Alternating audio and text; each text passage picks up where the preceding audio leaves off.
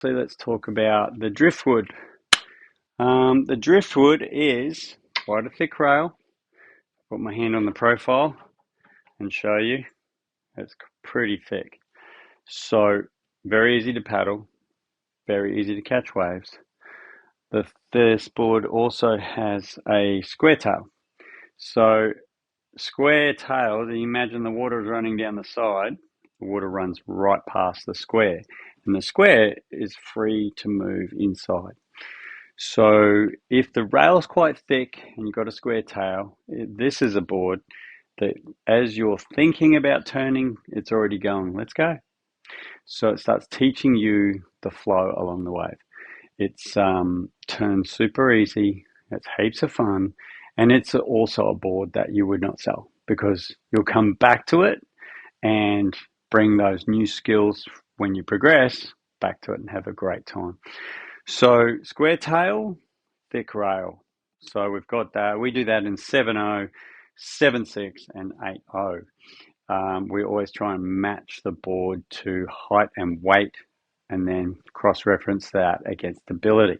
So if you've been snowboarding all your life or skateboarding or wakeboarding or gymnast or something where there's going to be some sort of transferable ability, then you can knock the size down. If you are 65 kilos and shorter than me, then you would be on a 7 foot. If you're 75 kilos, really struggle with the learning curve for most physical things, then you might be on a 7.6. If you can barely walk straight, you walk like you're always drunk, you might be on an 8 foot.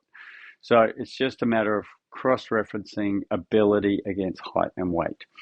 All right, the taller you are, the more fulcrums and levers come into play and the longer the board needs to be. The heavier you are, same thing. You got to be able to get that board moving to catch a wave.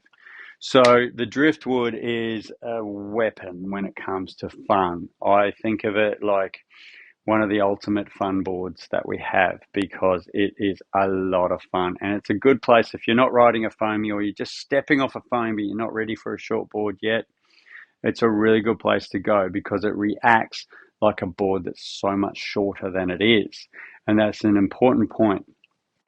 If you're riding a board where you can walk to the nose and still do some turns a little bit like a short board, then you're practicing both those skills on one board. And I love that. It also will give you the feel of where you want to go, whether you want to be a short board or whether you want to go for long boards. Or maybe you end up staying in the mini mel range because a lot of mel riders will ride mini mels just because they don't have to have the struggle of carrying it. It's easier to carry because it's smaller and slightly thinner. It's also not as long, so it doesn't get caught in the wind. It's easier to get out the back, and they're still very easy to catch waves with. So the shorter you go to, the more maneuverability you have. So it's an important point that that kind of board can get you a long way, and you might even just be like, I'm done, I'm cooked, I'm sticking with this mini mel, and that happens a lot. We sell the driftwood to a lot of people who just stick in that space. Driftwood also is a set and forget fin system. It's 3 fins, just like this board here. You put in the 3 fins and you forget about it.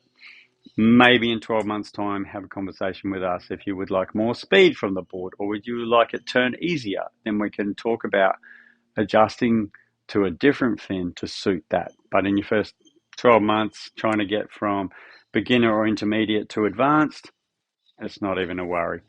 Just go out and have fun. That's the driftwood. That's enough from me. Next video is about the Soul Train. I'll talk to you shortly.